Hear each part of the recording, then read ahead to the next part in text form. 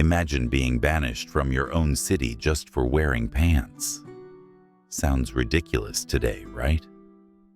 But in ancient Rome, it actually happened. In 397 AD, a shocking decree spread through the imperial court.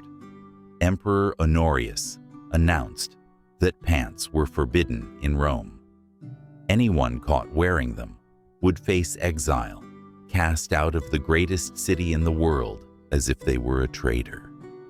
But why would something as ordinary as trousers be treated as a threat to the empire? What were the Romans really afraid of? The answer has less to do with fashion and everything to do with identity and power. Clothing in Rome wasn't just about style. It was a marker of civilization itself. Picture the streets of Rome under the blazing Mediterranean sun. Dry air, pale stone buildings radiating heat. In this climate, flowing and breathable clothes made perfect sense. Men wore short or long tunics, chiton for Greeks, tunica for Romans, sometimes layered with the elegant toga. Women dressed in peplos or long tunics pinned at the shoulders with bronze or gold clasps. These garments weren't just practical, they were symbolic. They represented order, refinement, and everything that set a Roman apart from the so-called barbarians beyond the borders. Pants, on the other hand, were the complete opposite. Tight, rugged, and considered crude, they clashed with Roman ideals of beauty and harmony. In a culture that proudly displayed the male body in art and sculpture, hiding the legs behind fabric looked cowardly. Yet the prejudice went deeper than appearance. To Romans, trousers symbolized the enemy. From the Persians in the east to the Gauls and Germanic tribes in the north, Rome's rivals wore pants for survival, to fight the cold, and to ride horses with ease. For them, it was practical.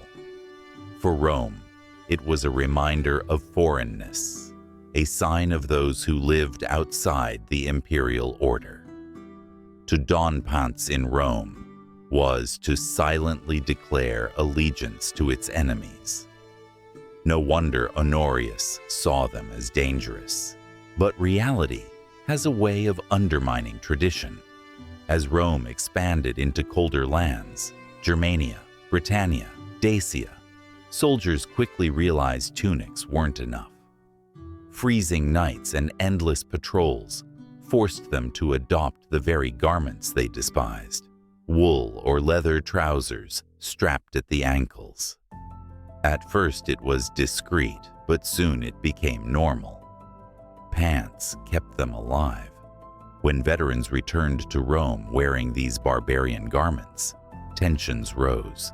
The senatorial elite, guardians of Roman tradition, panicked as this foreign fashion crept into the heart of the empire.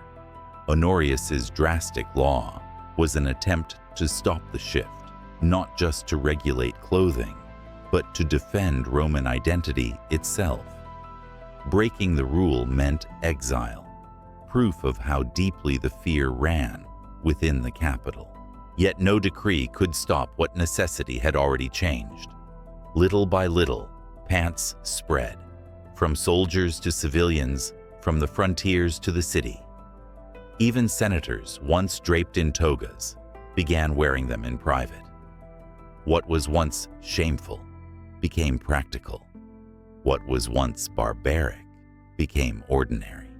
And when Germanic peoples finally broke through the empire's borders and built kingdoms on its ruins, trousers came with them.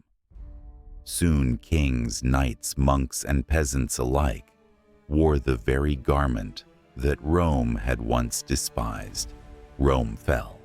Pants remained. So here's the question. Do you think Rome went too far by banning trousers? Let me know in the comments. And if you enjoyed this story, hit the like button, subscribe, and check out the video on screen to discover what the wealthy actually ate in ancient Rome.